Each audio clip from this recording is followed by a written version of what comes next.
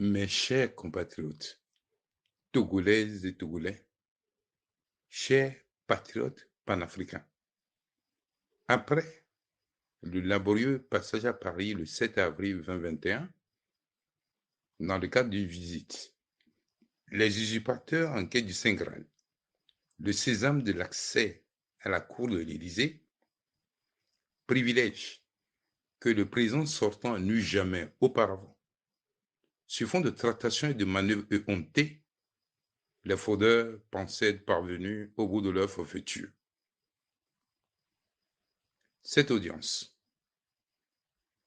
avec le président Emmanuel Macron, fut précédée par un point de presse au Quai d'Orsay, où le locataire des lieux, visiblement à la peine, annonça l'invraisemblable reconnaissance d'une réélection frauduleuse par l'existence d'un courrier de courtoisie internationale qu'aurait envoyé le locataire de l'Élysée aux naufragés du scrutin du 22 février 2020.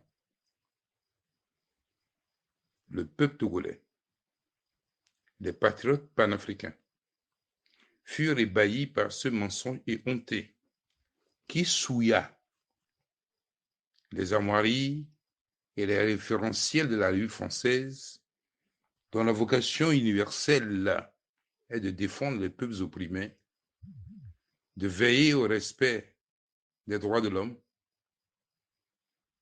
des principes démocratiques et des libertés individuelles et collectives. Se sentant doublement trahi en tant que citoyen français et élu de la nation à l'Assemblée nationale française, le député de la Haute-Garonne, M.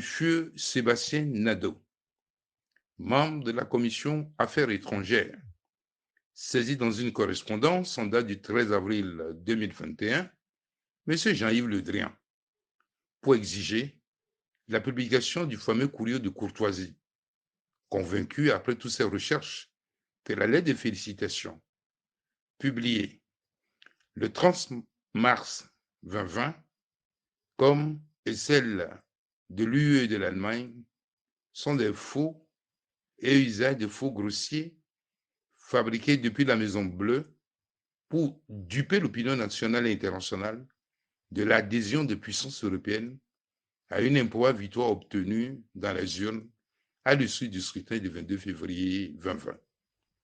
Par réponse, en date du 25 mai 2021, M. Le Drian lui fit savoir que les échanges en chef d'État ne sont pas rendus publics, démontrant ainsi son embarras par rapport à ces actes criminels posés par un régime qui a perdu la raison face à une débâcle électorale sévère.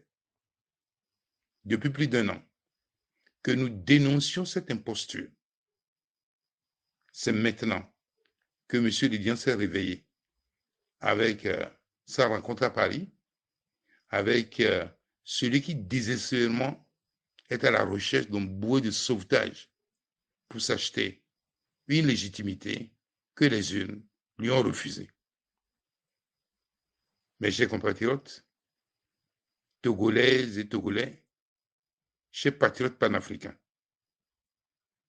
M. Emmanuel Macron, au lendemain de la diffusion par RFI de ces fameux billets, véritable pare-feu à la contestation populaire, suite à la victoire usurpée du 22 février 2020, fut surpris lui-même par cette annonce et affirmant à son interlocuteur qui l'interpella sur les élections au Togo, et ce qui ne peut contester, que ni la France, ni l'Allemagne, ni l'Union européenne n'ont reconnu cette mascarade électorale.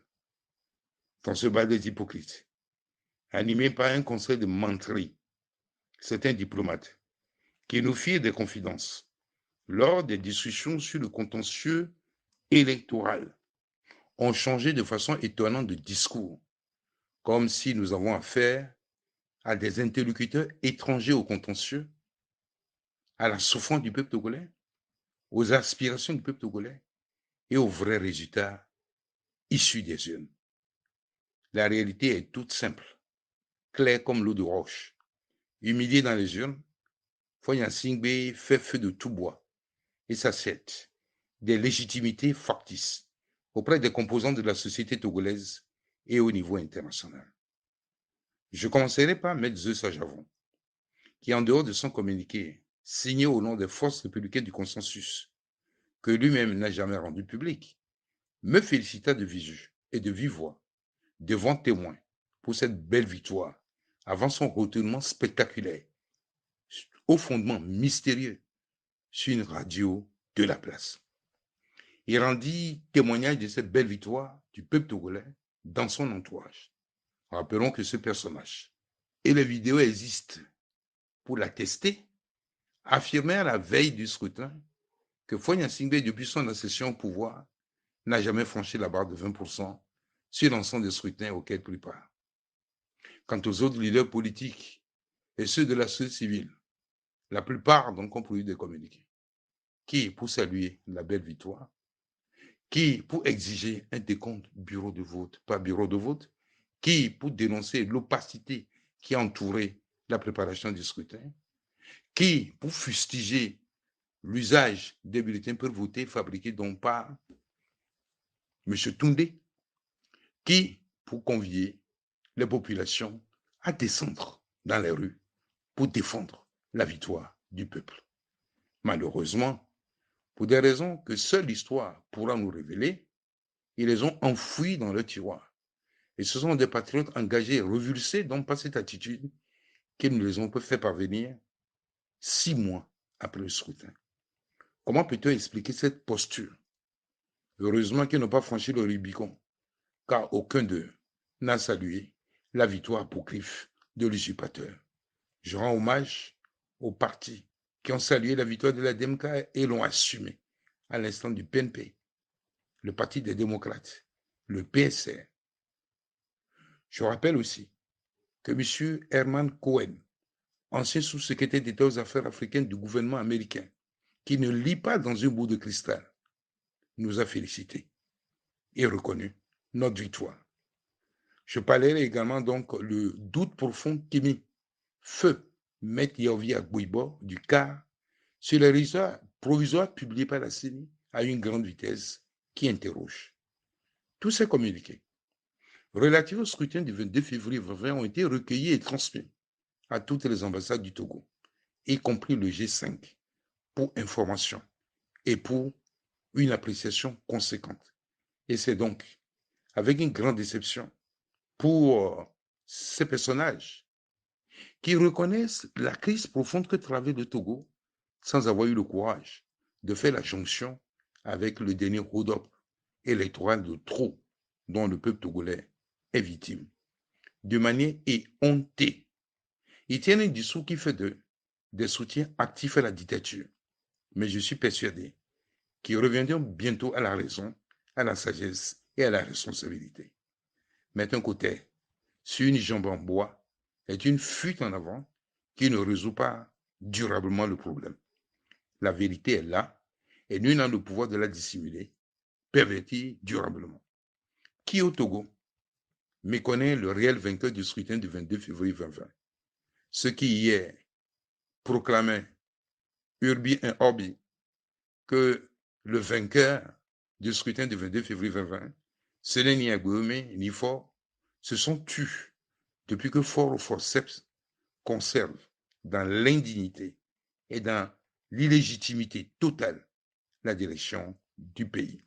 Le peuple de profondeur a publicité un homme politique d'expérience agissant pour la libération du pays.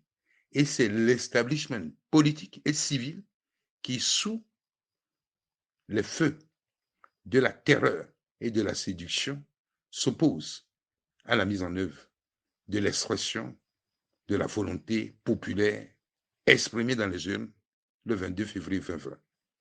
Incroyable. L'écosystème de l'UNI, c'est que son champion a été bel et bien atomisé dans les urnes, comme en témoigne cette déclaration devant témoins du premier émissaire que le naufragé envoya pour négocier un marché gré à gré sur le dos du peuple. Je cite, « Nous avons volé ta victoire, mais tu ne peux nous envoyer en prison car nous avons le contrôle des forces de défense et de sécurité. Il ne peut le nier car il a servi la même version à bien d'autres personnes. Quant aux autres émissaires qui me confessèrent la même réalité, puis se sont repliés dans le déni, ils répondront devant le tribunal de l'histoire et devant Dieu. Dans ce combat, pour la vérité des unes, la justice menée avec détermination et pugnacité par tous les patriotes, nous avons saisi le président de l'Union africaine, celui de la CEDEAO, le président de la commission de la CEDEAO, M. Émile Brou. Depuis, silence radio. Ils ne diront pas demain qu'ils n'en étaient pas informés.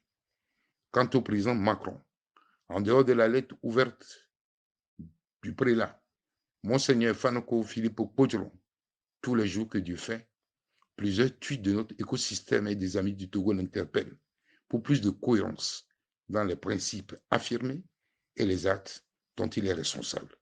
Il a l'obligation morale et politique de contribuer à rétablir le peuple togolais dans ses droits et prend ses distances par rapport à un entourage qui, sans foi ni scrupule, l'induit en erreur. Une exhortation de la part d'un homme qui a prédit son élection en 2017. Il y a bientôt 60 ans que la France tarde encore à faire la preuve qu'elle n'a rien à voir avec l'assassinat du premier président démocratiquement élu, feu Sylvanus Olympio. Preuve qu'elle ne peut prendre le risque de sacrifier la vie et l'avenir de 8 500 000 âmes qui ont rejeté la dictature par les urnes et vouloir donc imposer le statu quo nuisible, nocif à notre vaillant peuple, terrorisé et affamé à dessein sur fond de violation massive des droits de l'homme. Ce serait, de sa part, une grave faute politique. Togolaises et Togolais, mes chers compatriotes, chers patriotes panafricains, la lutte populaire est invincible. À compter de ce jour, chaque Togolaise et chaque Togolais doit se considérer comme un libérateur exclusif de notre pays, de la servitude, de l'esclavage, de l'injustice et de l'arrogance. C'est un impératif catégorique et patriotique. Nous n'avons plus d'autre choix que de nous mobiliser tous pour mettre fin à cette dictature. Hommage appuyé aux patriotes de la nation et aux compatriotes de la diaspora pour la belle démonstration de force le 20 mai 2021 devant l'institution européenne à Bruxelles. Ils ont démontré la détermination du peuple togolais à récupérer sa victoire.